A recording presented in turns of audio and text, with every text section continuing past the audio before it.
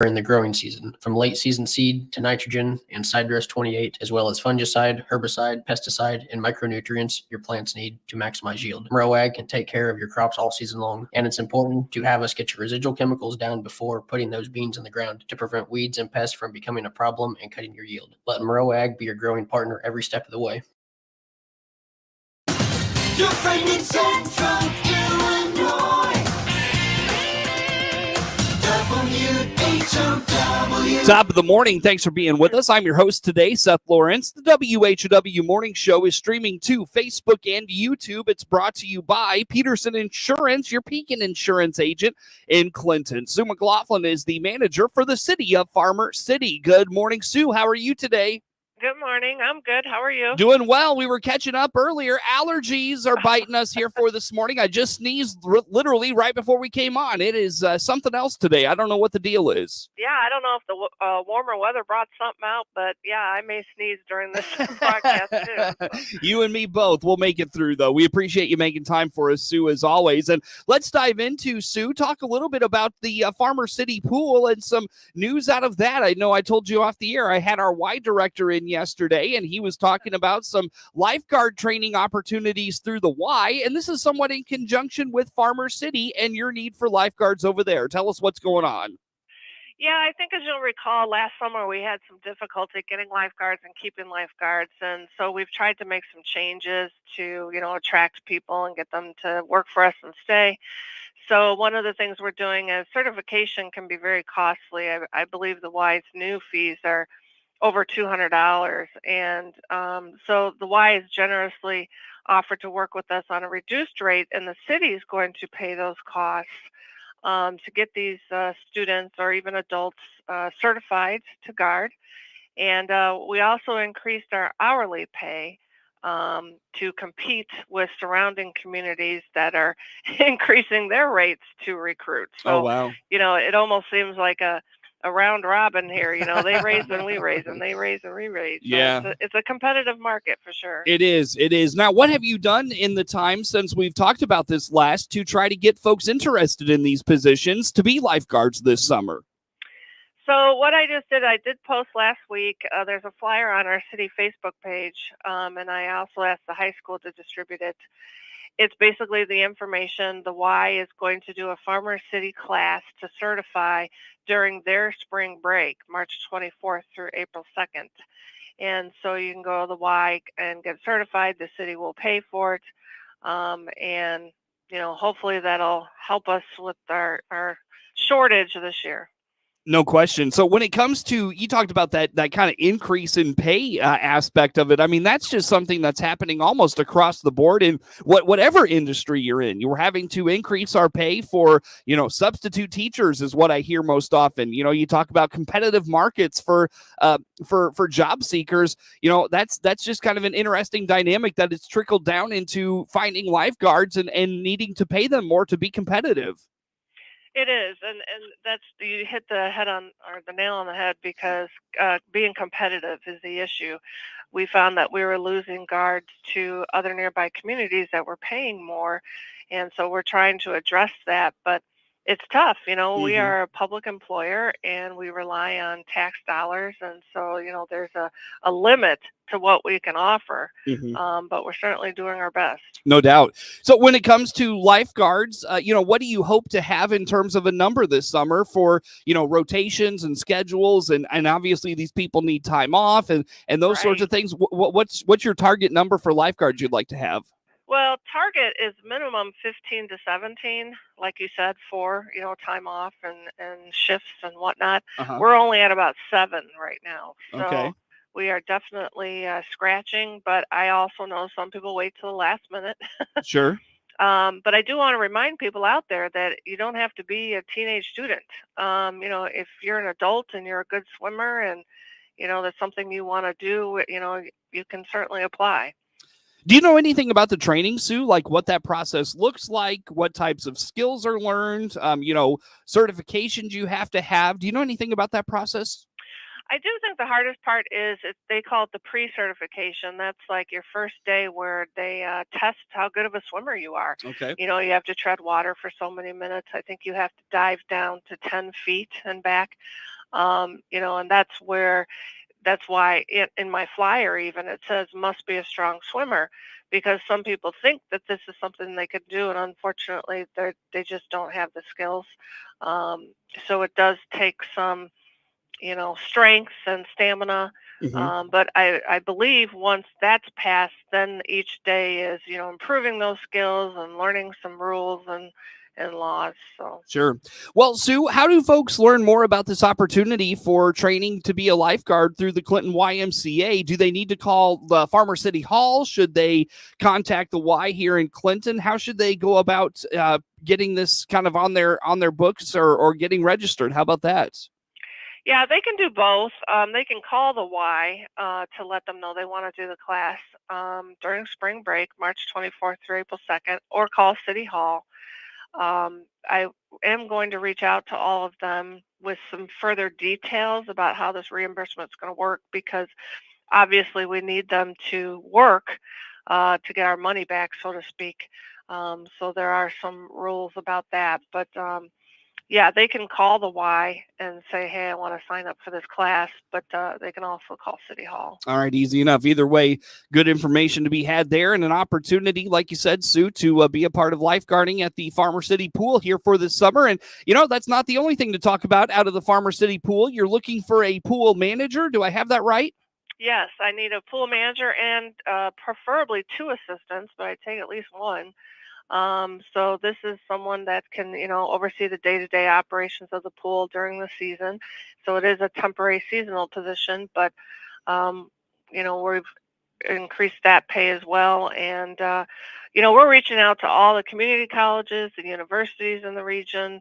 Um, you know, the difficulty is, you know, I'm sure you would notice, is that it's seasonal. You Mm-hmm. know, a lot of people want a full-time job, you know, year round. And but we're hopeful that we will find someone, and we have advertised for that on Indeed, as well as our website, cityoffarmercity.org.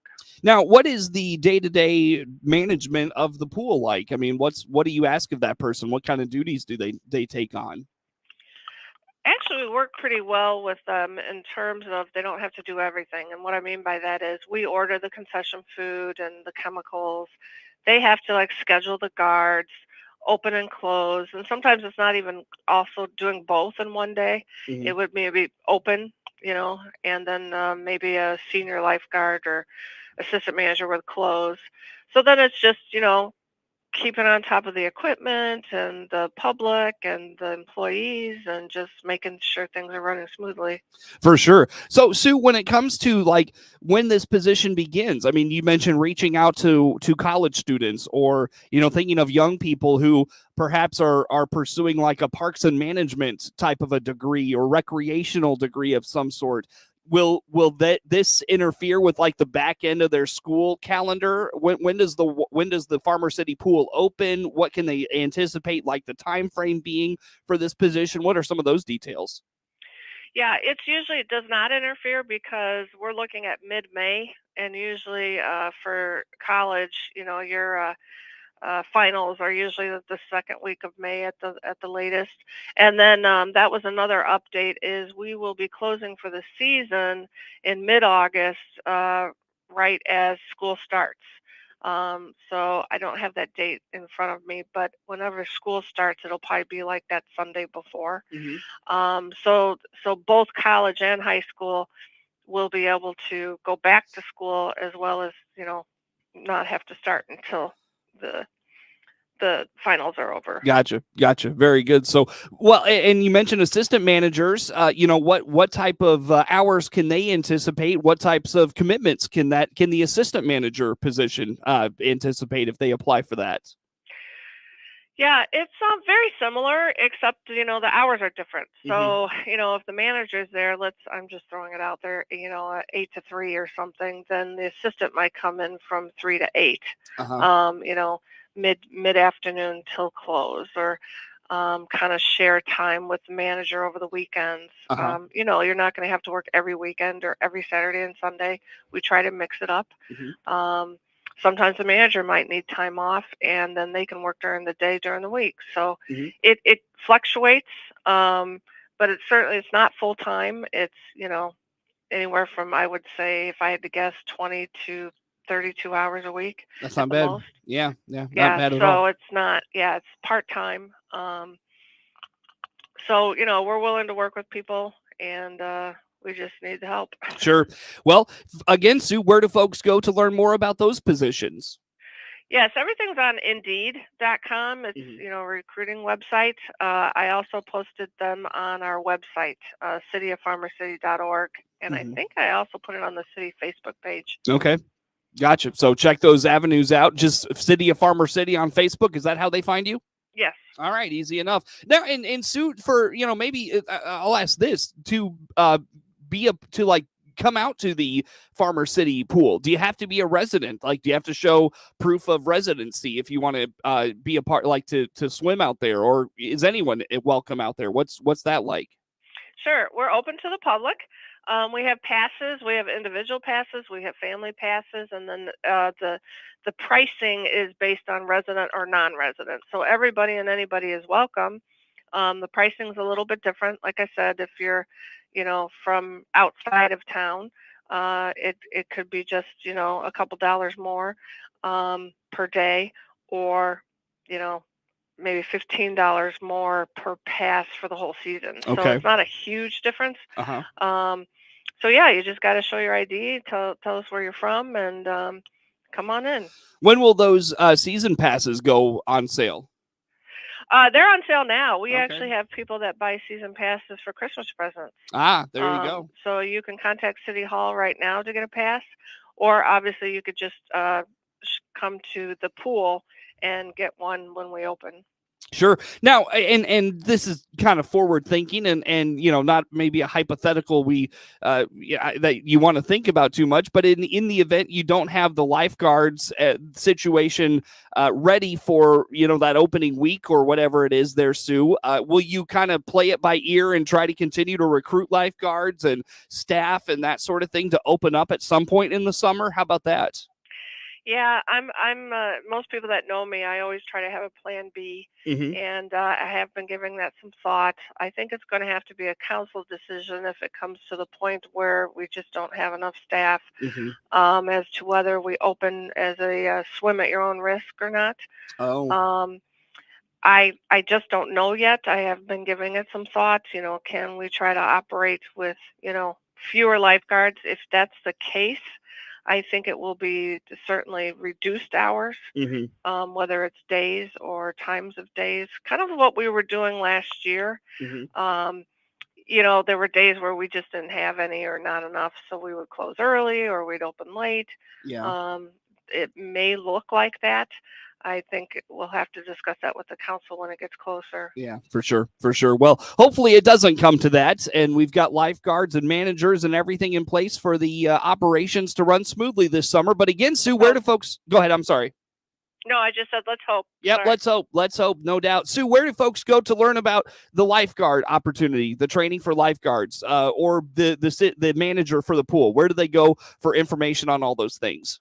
Sure. Again, the City of Farmer City Facebook page, cityoffarmercity.org, which is our website, or Indeed.com. Easy enough. Sue, let's take a time out here. Come back with some more. Sue McLaughlin, manager for the City of Farmer City, our guest on the phone for today. More to come with her here on the WHOW Morning Show.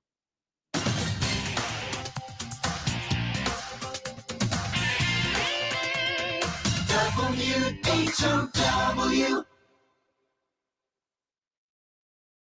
Illinois Ag Better. Let's check markets now on the RFD Radio Network. I'm Jim Taylor. Corn steady, beans higher, and wheat trading lower. March corn 676 down 1 3/4. May corn down 2 675 1/2. July corn 665 down a penny. March beans, 15.36 1/4, up 9. May beans up 9 1/4, 15.31 1/2. July beans up a dime, 15.24 1/2. March Chicago wheat, 7.56, down 9 1/2. May wheat down 9 1/2, 7.66 3/4. March bean meal, 493.40, up 2.30. March bean oil, 61.48, down 3 cents. Livestock market, March feeders, 186.27, down 1/4. February live cattle up 17 cents, 163.75. April lean hogs, 89.02, up 3.75. Energy market, March crude oil, 76.40, up 6 cents. Look at the markets on the RFD Radio Network. You might not know it here in the cab of your tractor while planting Pioneer brand seed, but behind the scenes, scientists at strategically located R&D centers, more than 160 full-time agronomists, and over 2,200 local sales representatives are part of Pioneer's continuous innovation process that brings better yield to your fields year after year. Pioneer, what's next happens here. Learn more at pioneer.com/next. For growers like you, this is more than a profession. It's a way of life, a generational calling, wrapped in community pride. First Mid is a trusted financial partner with comprehensive agribusiness services like lending and insurance. As your ownership or operational needs evolve, you can turn to us for farm management and land sales. We are committed to helping you cultivate a better tomorrow. Because like you, we're not merely invested in the success of your operation, we're homegrown. First Mid, an equal opportunity lender. Your friend in Central Illinois, WHOW. Once again, a good morning. Thanks for being with us. I'm your host today, Seth Lawrence. The WHOW Morning Show streams to Facebook and YouTube, brought to you by Peterson Insurance, your Pekin insurance agent in Clinton. My guest in this segment of the show today, Sue McLaughlin, manager for the city of Farmer City. Sue, let's dive into some lead management, or some lead pipes replacement here for this this coming, I think, summer is what you mentioned. What's going on here? What's this project about? Yeah, we're going to start that this year. The state has passed a law that says we have to replace all the lead service lines in town. Mm-hmm. And these are the lines that go into people's houses. This isn't city water main. But we will be covering the cost to replace them. So this is a state mandate. And so we have to do a minimum of 7% of the total service lines out there every year. And it's going to take us probably a good 5 to 7 years. Okay. And we don't have a total amount of how many lines we have out there. So I want residents to keep their eyes open. We're going to try to do another survey. That's where you go down in your basement or wherever your water line comes into the house, Mm-hmm. and let us know what you have. Is it copper? Is it plastic? And lead actually kind of is like a soft metal. You can scratch it, you can dent it. And so we need to get a better inventory of where these lead service lines are so we can start replacing them. Now, when it comes to, Sue, replacing those lines, how extensive of a process is that? Mostly, it's not bad. It's turning the water off to the house and pulling the pipe and putting in new pipe and connecting it. But there are probably going to be a few houses where maybe the line is buried, or it's in a crawl space, or so it may be a little more difficult where we might have to dig up someone's yard. It's just going to be a case by case, but the city is covering the costs, and so they don't have to worry about that part anyway. Sure. Very good. So, and when it comes to cost on the city, I'm sure that the state put out this mandate and they said, hey, we're going to throw some money your way to make it happen, right? You're so funny. No, that's what we call an unfunded mandate. Now, the EPA is offering loans, which, yeah, thank you. It'd be nice if they were, it was free, but unfortunately it's not. Mm-hmm. We are budgeting about $50,000 a year to replace, so many a year. Uh-huh. And so, no, unfortunately it's not. Now, we could probably borrow money if we had to. Right now, there are no grants available specifically for that. Mm-hmm. But right now, we got to get started. So we're just going to get started. Regular listeners of this show are I'm sure the unfunded mandate is a term new to them. So, yeah. Yeah, that's what we call when they a mandate, which is a law or rule. And yeah, they pass that down without the fund. helping Oh us yeah. pay for it. Oh, Yeah. schools get these all the time. I'm sure there's municipalities, unlike many more like yourselves that get this as well. So yeah, it's always fun when those. But I get it. Obviously lead service lines, we don't want them out there. We want to get rid of them. It just would have been nice if they'd say, okay, let's change these, but we're going to help you pay for it. Yeah, exactly.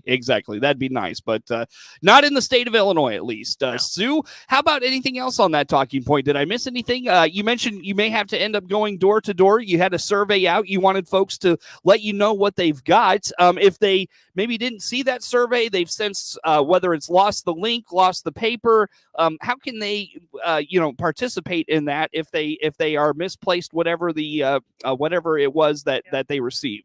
Yeah, because it was a couple of years ago, we did do a flyer we mailed to everybody's home, and we didn't get too many back, unfortunately. So we're going to have to do that again. So, I'd like them to keep their eyes open for that. Eventually, it may not be this year, but yes, if we can't get responses, we're going to have to start going and determining what type of service line they have to get it replaced. So all right, just keep their eyes open. Going to be quite an undertaking if you don't get much of a response back this next go around. This is the times when I'm thankful we're a smaller town. There are cities out there where it's thousands of homes and millions of dollars. Sure. So, well, Sue, I'll tell you what, as we wrap up here for this morning, I've got about a minute and a half. You're going to be putting out some bids for requests for proposal on a few things. What do you have going on? Yeah, we're finally going to replace our street building that burned down last year. So hopefully the council will approve the final design. So keep an eye out for us posting the bid on that construction in March. And we're also going to be issuing in March our mowing bid. So that's to mow larger areas in town. And we'll be posting that as well. All right. Very good. Well, Sue, in the meantime, again, let's go back to just briefly re-highlight that opportunity for lifeguard training, the when and where, how folks get signed up. Yes, if you're a good swimmer, please come join us. We're going to be offering a class city paid at the YMCA in Clinton. March 24th through April 2nd. Please look us up at the cityoffarmercity.org or the City of Farmer City Facebook page. Excellent stuff. Sue, it's always good to have you on the program. Thanks for making time for us. Thank you. I appreciate it. Absolutely. Sue McLaughlin, again, manager for the City of Farmer City, our guest on the phone here for this morning. We appreciate her time as always. The morning show streams to Facebook and YouTube, brought to you by Peterson Insurance, your Pekin insurance agent in Clinton. Network News is next on the WHOW Morning Show.